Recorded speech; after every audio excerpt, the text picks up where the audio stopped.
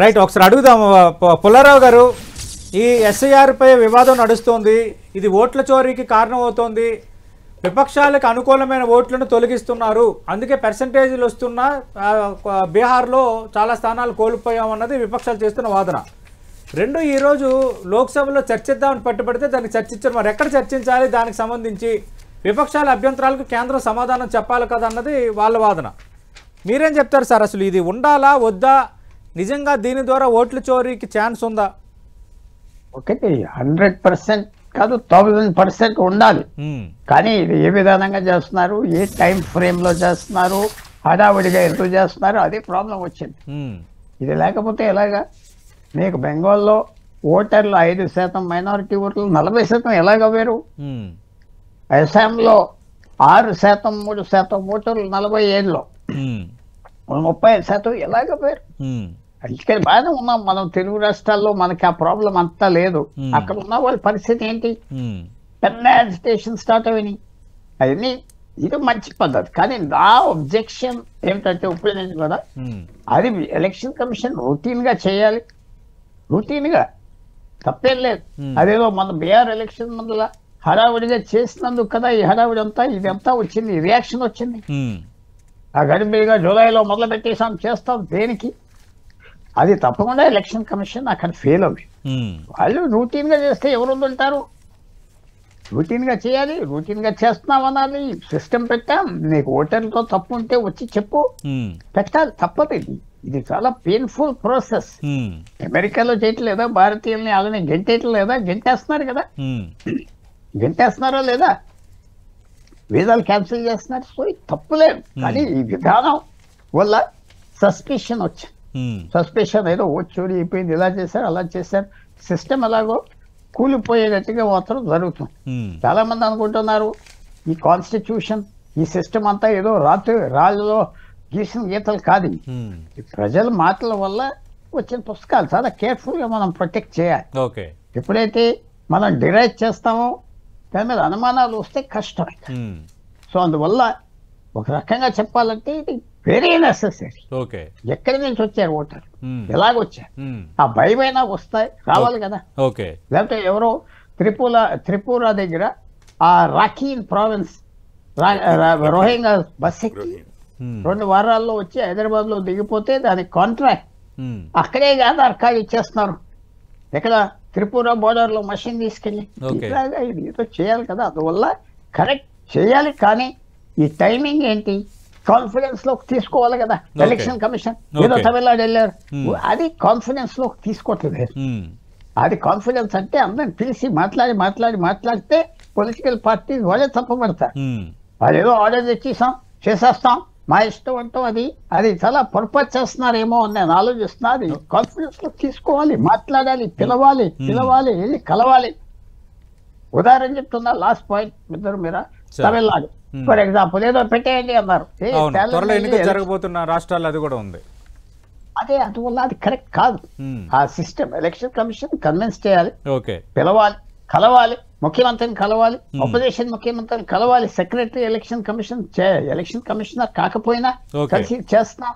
అది చేయకుండా ఇది ఒక బ్యాడ్ వే చేస్తున్నారు. ఒక మంచి సిస్టమ్, ఒక మంచి బ్యాచ్ చేస్తున్నారు. వాళ్ళకి తెలియక చేస్తున్నారా అంటే తెలియకే చేస్తున్నారా అని భావిస్తారు. ఇప్పుడు ఏంటంటే కిషోర్ గారు చెప్పిందంతా విన్నాను. డిస్కషన్స్ అంటే విషయం చెప్తున్నాం. మనం చెన్నై, మెడ్రాస్ పెద్ద అడవి చేస్తున్నారు. ఊరికైనా అక్కడ లోకల్ స్టేట్ సిఇఓ చెప్పేసి స్టార్ట్ చేయమన్నారు. అది కరెక్టా? ఇంత కాంట్రవర్షియల్ ఇష్యూ. కర్చసీకైనా కలిసి అప్పుడు ఆ గవర్నమెంట్ ఒప్పుకోలేదు, వాళ్ళు ఎదురు చేస్తున్నారంటే ప్రజలు వేరేగా చూస్తారు. అది చెయ్యాలి, అది చేయట్లేదా? అది పబ్లిక్ రిలేషన్స్ అంటారా, లేకపోతే ఒక జాయింట్ గా పనిచేద్దామన్నా? అది మాత్రం తప్పకుండా ఆలోచించుకోవాలి. ఆలోచించుకోకపోతే ఎలక్షన్ కమిషన్. 2వ పాయింట్ కిషోర్ గారు చక్కటి పాయింట్ అన్నారు. పార్లమెంట్ అంతా డిస్టర్బ్ చేస్తున్నారు. అయితే 2004 నుంచి 2014 వరకు మన్మోహన్ సింగ్ గవర్నమెంట్ ఉన్నప్పుడు ఐ డిఫెండ్ మన్మోహన్ సింగ్. ఆయన కూడా ఒక గ్రేట్ ప్రధానమంత్రి. మిగతా వాళ్ళ సంగతి ఎలాగుండినా అది పనిచేయడం లేదే.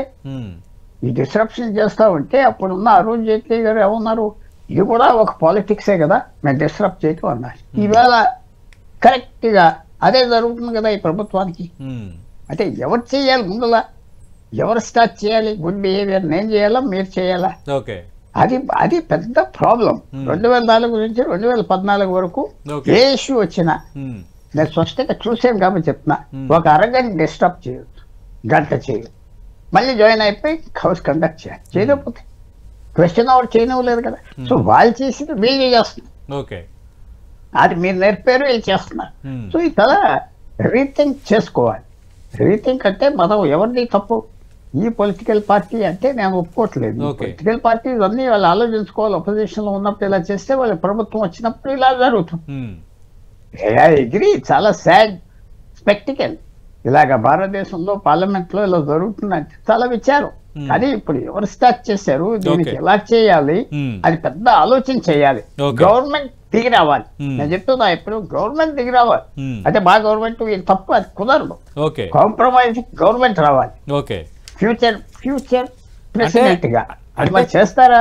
అంటే చట్టసభలో డ్రామాలు వద్దు అన్న ప్రైమ్ మినిస్టర్ కామెంట్స్ కి ప్రియాంక గాంధీ మిగతా వాళ్ళు రెస్పాండ్ అయ్యారు. అంటే ఢిల్లీ కాలుష్యము, ఎస్ఐఆర్ సమస్య, మిగతా సమస్యలపై మేము స్పందించాలనుకోవటం, చర్చ కోరుకోవటం డ్రామా ఎక్కడవుతుంది అన్నది వాళ్ళ అభ్యంతరం. అది కరెక్టే.